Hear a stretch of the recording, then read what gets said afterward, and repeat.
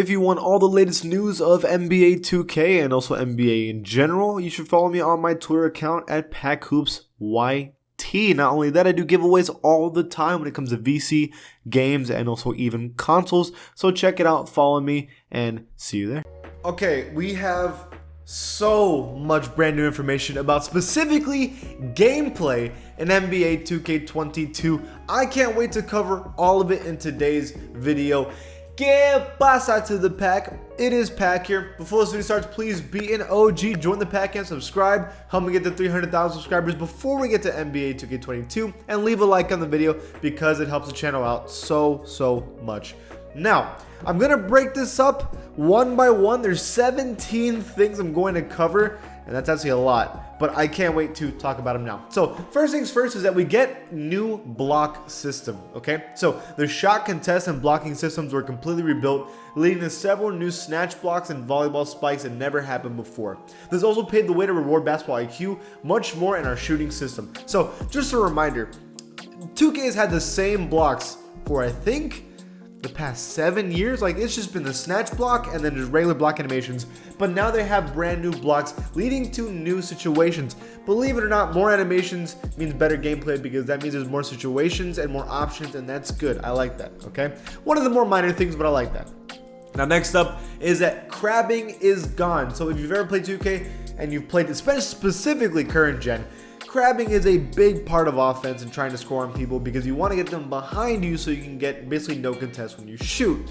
It happens in next gen as well, but it's been removed because shot contest rewrite removed the ghost contest that many complained about. But this year, being out of position or not getting a hand in the shooter's face will lead to some easy buckets for the offense.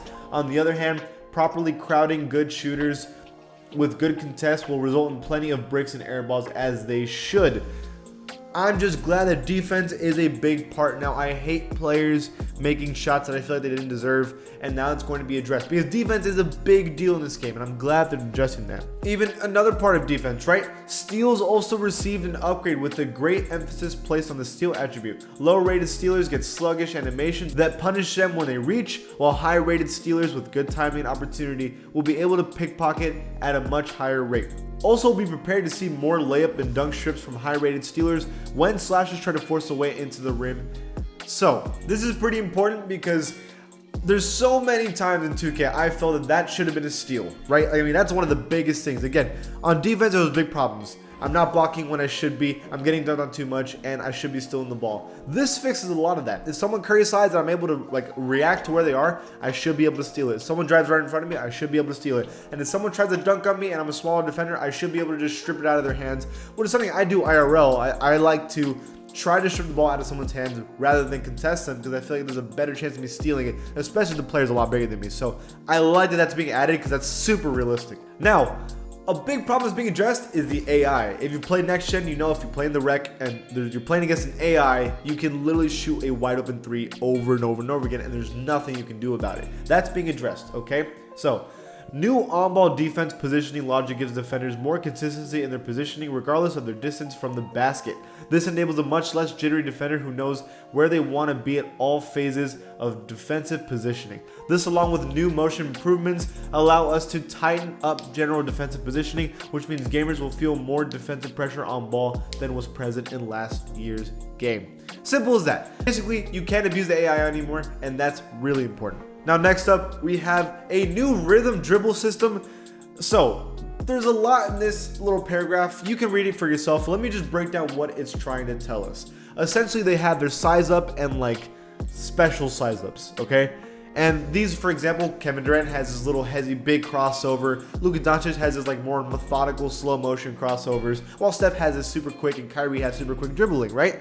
So what you're going to be able to do is have different size ups and kind of mesh them together into a dribble rhythm, and it'll kind of be like a customizable thing you can do, and it's giving you way more opportunities to change up your dribble system. So there's 50 unique signature size ups and 32 unique dribble sequences, and that's going to create all this crazy stuff that you can do, and I'm sure people are going to find really broken things you can do with this dribble system, right? Now up next is post players are going to be broken because now, according to this paragraph, you can do cancels in the post. So let's say I do a post spin that can be pretty broken for big post scorers.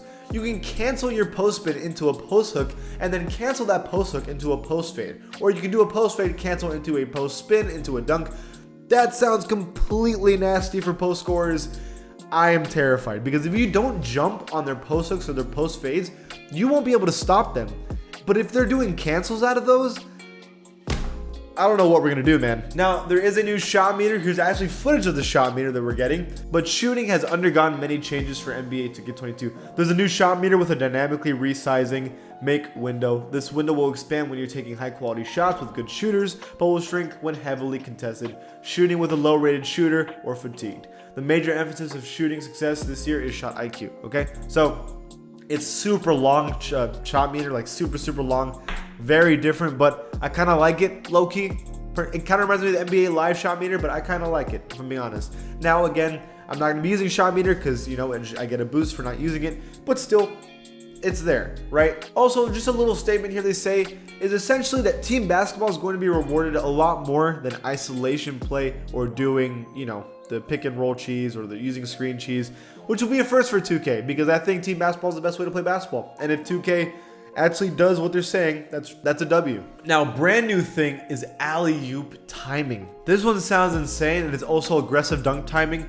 Again, I'll let you read that, but basically, you know how there's green timing for shooting, now there's going to be timing for dunking as well, which is nuts. That's nuts. The reason being is because people were postering all over us this year and postering with no problems, and it was super annoying. And now at least there's a skill gap, and if you want to dunk on me, you have to actually time it well, and I'm happy for that. I know that, you know, dunking is supposed to be an easy thing, but postering someone in alley-oops aren't super easy either, to be fair.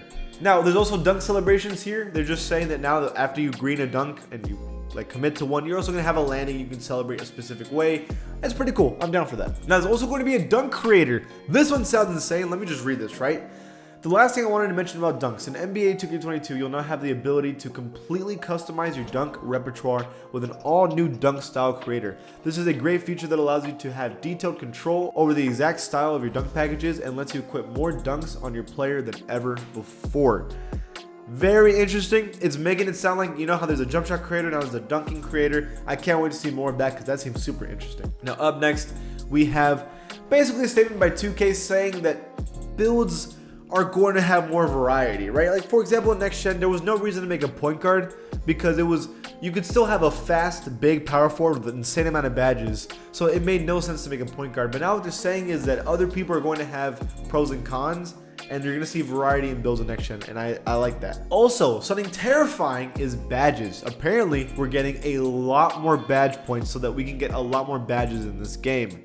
I was already getting about 90 to 100 badges in my builds in next gen, so if I'm getting more than that, I'm going to be stupid broken. So 2K, be careful now with that.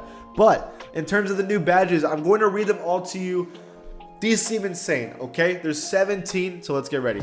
Fast twitch. It's the ability to get off the floor quicker when standing layups and dunks. Anything that lets you do anything quicker is a good badge, so I'm happy with that. Grace under pressure. Ability to convert standing layups more effectively. That is the saddest sentence I've ever read because that should be easy for an NBA player, but whatever. I don't like that badge. Limitless takeoff. Ability to soar from further away on driving dunk attempts. That's going to be terrifying because I don't want to see people just doing free throw line dunks all the time. That's scary, but okay.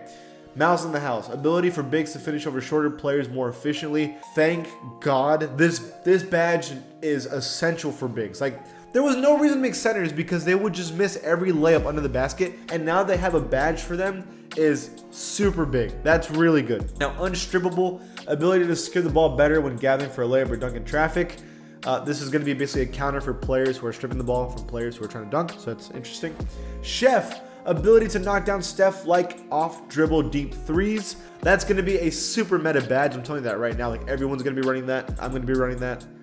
Limitless spot up. Ability to hit logo range screens off a catch and shoot. Again, another stupid badge that's going to be meta for sure. Lucky number 7. Boost your ability to score when shooting early in the clock. So this might be pretty good for rec, especially the guys who are like corner shooters. So let's say someone misses it and the other player's already in the corner and catches it immediately.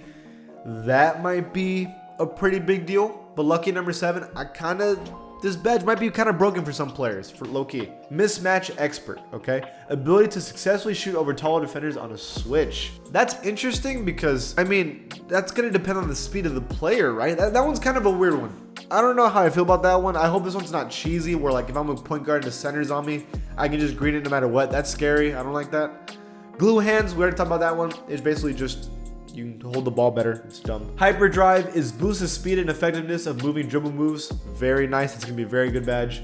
Quick chain, boost the ability to quickly chain dribble moves together. Again, it's kind of like hyperdrive. It's gonna be kind of broken for like ISO scorers.